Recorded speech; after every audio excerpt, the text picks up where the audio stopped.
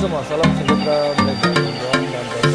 Hai semua, salam sejahtera Malaysia. Hai semua, salam sejahtera Malaysia.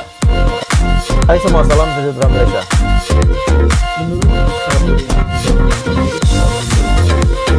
Hai semua, salam sejahtera Malaysia. Tuan dan Bapak semua. Hai semua, selamat pagi, salam sejahtera Malaysia. Pagi ini kita digemparkan dengan satu keputusan mahkamah, satu pendedahan yang sangat mengejutkan, dan ini dinyatakan kepada PAS. Jadi banyak sangat isu terkini berkaitan dengan PAS, parti PAS. Dakwa menyokong LGBT, Mujahid heret PAS ke mahkamah.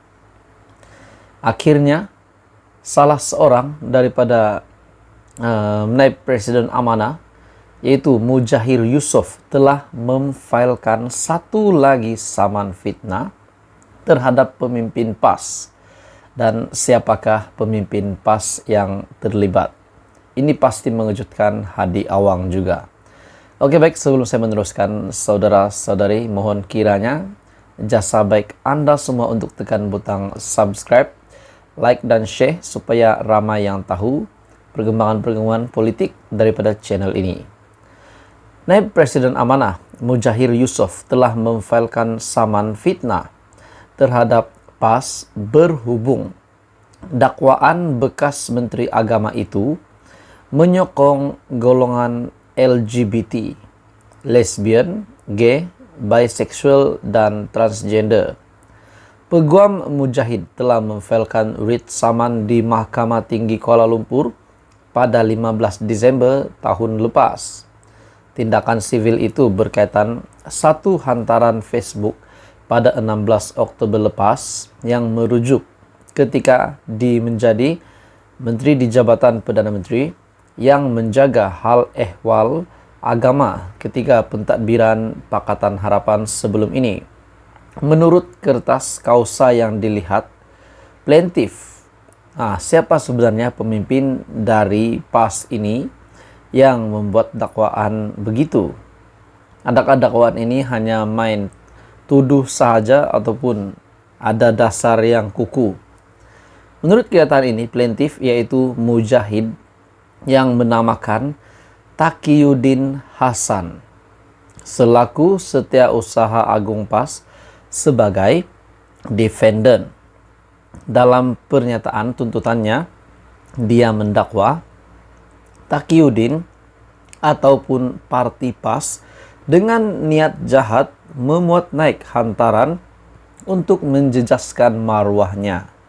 Dia mendakwa hantaran itu memfitnahnya karena dia tidak pernah menyuarakan sokongan, apa-apa sokongan tidak pernah pun Mujahid menyatakan ataupun menunjukkan bahwa beliau ini menyokong golongan LGBT. Menurutnya juga, ketika menjadi menteri, dia tidak pernah menghalang pihak berkuasa daripada mengambil tindakan terhadap aktivis LGBT atau kalangan yang terlibat dalam kegiatan LGBT. Dan menerusi writ saman yang telah difailkan, dia memohon mahkamah mengarahkan Taqiyuddin ataupun PAS membuat permohonan maaf secara terbuka dan disiarkan dalam akhbar harian Bahasa Malaysia serta laman Facebook parti itu dalam tempoh 14 hari selepas mahkamah membuat keputusan. Dia juga memohon mahkamah mengarahkan mereka memadam kenyataan yang didakwa fitnah itu serta gambarnya dalam hantaran Facebook itu serta mengeluarkan injunksi untuk menghalang mereka daripada mengulangi kenyataan tersebut.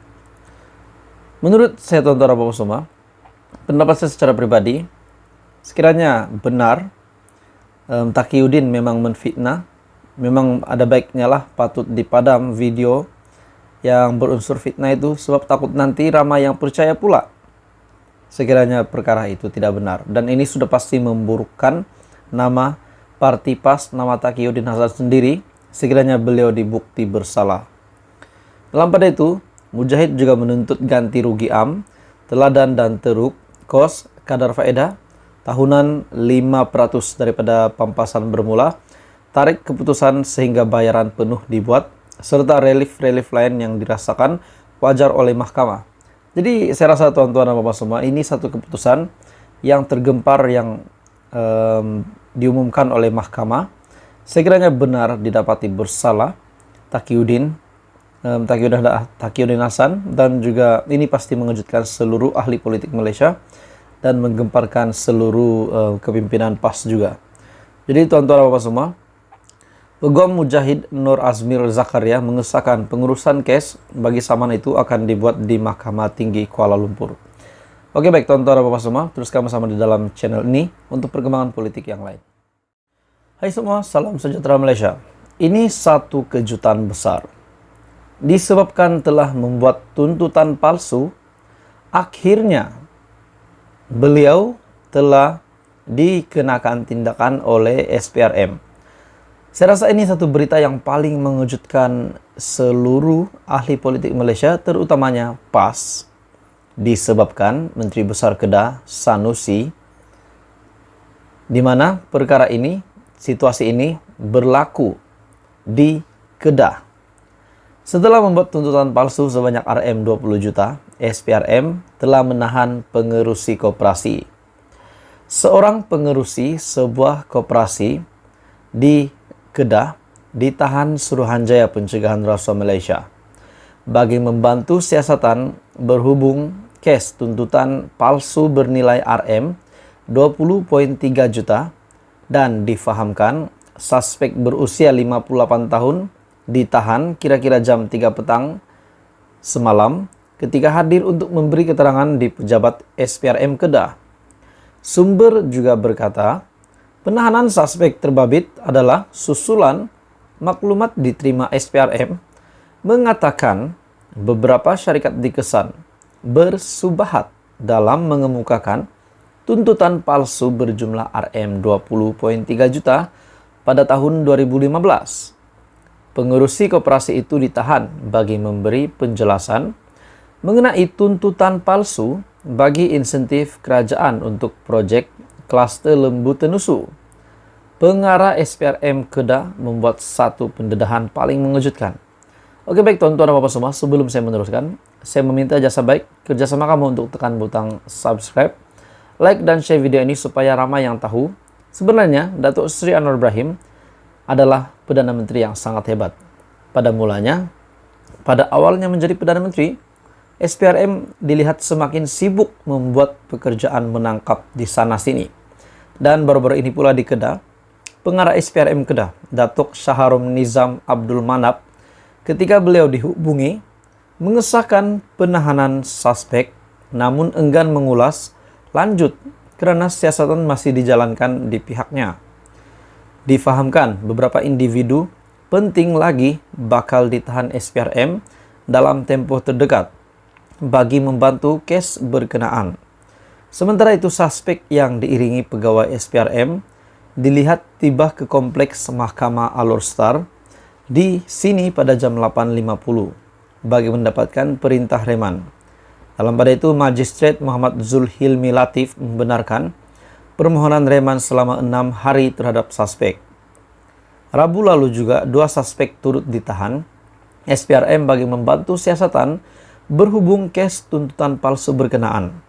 Suspek pertama yaitu pengarah syarikat berusia 51 tahun ditahan selepas hadir di pejabat SPRM Kedah pada Selasa, manakala suspek kedua berusia 52 tahun ditahan di kawasan rehat dan rawat ataupun RNR di Simpang Renggam Johor.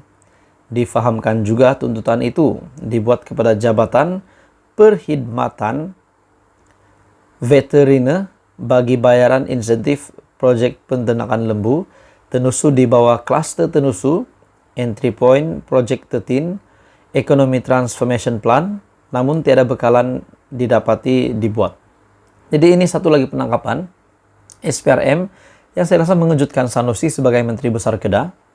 Setelah membuat tuntutan palsu 20 juta, SPRM akhirnya menahan pengurusi koperasi.